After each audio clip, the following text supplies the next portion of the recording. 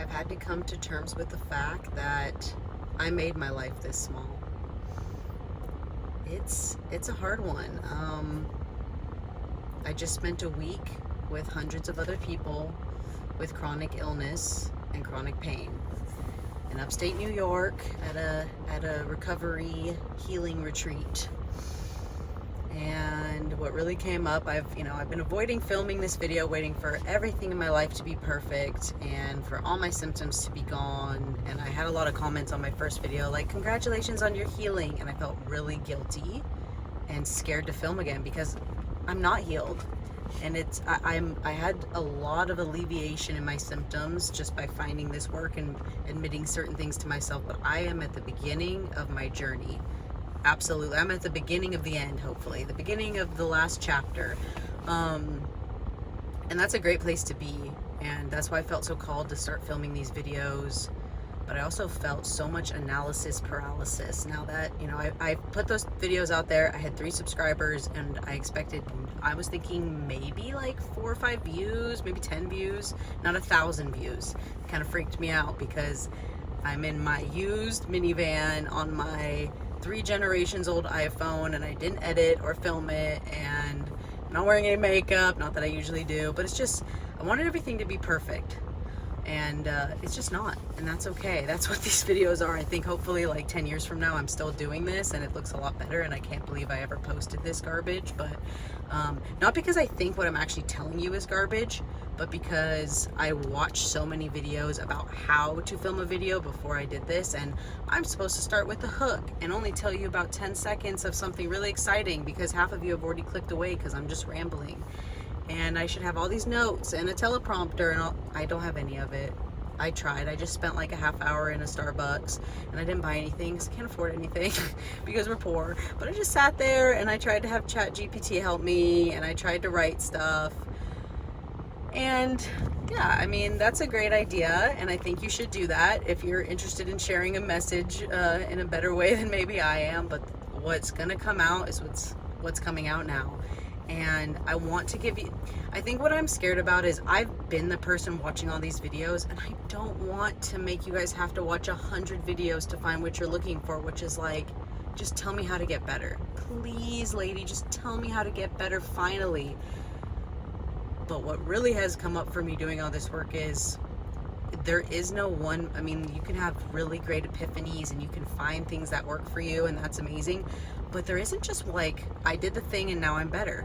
It is a journey, it is a process, and that's okay. That's what's like beautiful. I think part of the lady I listened to, Nicole Sachs, is she had just a little tidbit. She said that I think we've all heard before, but when a caterpillar goes into the cocoon, if you see it's starting to come out to become a butterfly and you go up and you just cut open the cocoon, it'll die. It'll never become a butterfly.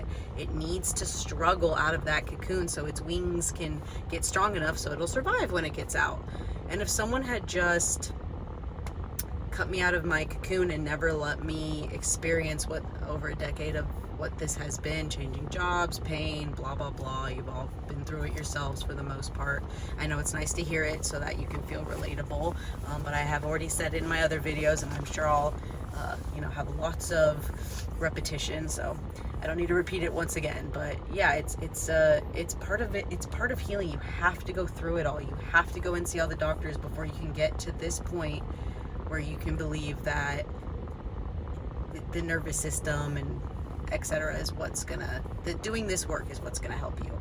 I'm trying to remember what I was gonna call this video. I think it's something like I think it's something like, now I'm gonna ramble again, but I want to remember because it's important. Something about like I thought making my life small was what I needed to heal, but it just made me worse. Basically, that's the crux of it. And how that looked for me was, when I was 25, I had a really big crash. Finally, I had symptoms for the 5 years before that really did affect my life, but they didn't stop me completely. I still lived. I still woke up every day. I white knuckled it. I hid things. I, fudged things. I had issues. I was very stressed. I didn't even realize how stressed and worried I was about everything. And I did that for 5 years until basically I just crashed, and there was no life left for me to live. At least that's how I looked at it. I was like, well, I was over exercising, working too hard.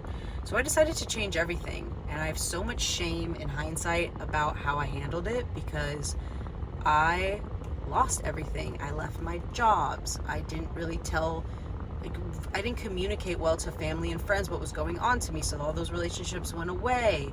I had no money. I gave away or sold almost all my physical possessions, because one, for financial reasons, and mainly because I just thought that what I had to do to heal was make my life smaller and smaller and smaller. No friendships, no obligations, easy jobs, don't challenge myself. I can't handle it. I'm not capable. There's so many things that are coming up while I'm saying this, because obviously I've done a lot of work, and I just spent the whole week at this healing retreat understanding where those kind of beliefs, those limiting beliefs came from. They come from things that happened in my childhood, that my core belief about myself is that I'm not worthy and I'm not capable. So when those things kind of were mirrored back to me in adulthood, I decided that I'm not capable of living a life. I'm not capable of working, having friendships, exercising, eating normally. All of that wasn't for me. I wasn't going to be able to do that. And I just kept making my life smaller and smaller and chasing getting better by doing less and less until I had no life.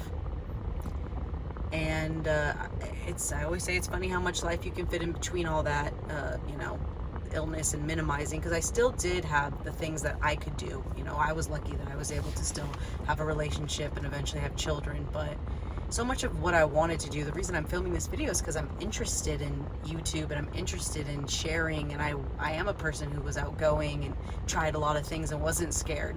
So the fact that I've hidden away for a decade is crazy to me, that I let that happen. And there's, like I said, a lot of shame, a lot of embarrassment, a lot of I did it to myself. Nobody did it to me. Nobody told me I had to live so small. It was my choice almost every single time that I kept making it smaller and smaller, because I don't know why. I don't know why I thought that that's how I was going to get better. I kind of don't even know where I'm going with this right now. Might not post this one because it's been a little bit more rambling, because I usually do try to get a little outline, because it's hard for me to get all my thoughts together. But again, probably not that many people will watch this, so that's okay. These are my practices. This is me trying to get there, trying to hone in on getting better at saying what I want to say, because eventually I do want to reach more people and help them. I'm shocked by all the comments I got on those other videos, and just if I got that many views for my, let's be honest, pretty crappy videos, there must be so many people in pain, and how it makes me, I just want to help. I know that my voice isn't for everybody, and that's, I think, why I'm so scared to post. It all comes back to, again, the childhood stuff. I need everybody to like me, so I don't actually show my real self. But the fact is, if I can reach 10,000 people really well and be real and actually help them, it's so much better than if I reached 10 million and wasn't authentic and it didn't really help them. There's no point in that for me. I'd rather just reach even 100 people and actually help them. How crazy would that be? But the idea that 1,000 people watch that video is kind of crazy, because if I was sitting in a room with 1,000 people, I probably wouldn't have said so much. Again, that was just my first video just got 1,000 views in like a week, and that was just a chance. I'm sure my other videos will continue to be a lot slower, so I'm not so nervous about that. But yeah, I have so many videos that I'd like to post, and I really hope you guys will stay along with me. I think I really have an understanding about all this from my own experiences. I don't have any answer that's perfect for any of you. So what I am doing is Nicole Sachs work. TMS is what it's called. You can read John Sarno. He's the guy who came up with that term. I don't think that terminology is so important. And even Nicole says, hey, we're just using that because that's what's in the medical science that John Sarno did. I don't need to reinvent the wheel. Like, here it is. You understand the concept. And now here's my work that gives you more layers. And it does. It's being immersed in that, sitting with her and the people that she had to come and speak, sitting with another 100, 200 people that are dealing with the same thing. In some respect, like, all of our symptoms are, they're all over the place, but we all have been in this desperation of this chronic pain and fatigue and tried everything, and here we still are. So the point of this video was I made my life so small, and now I'm so scared of it getting bigger. That fear is still absolutely there for me.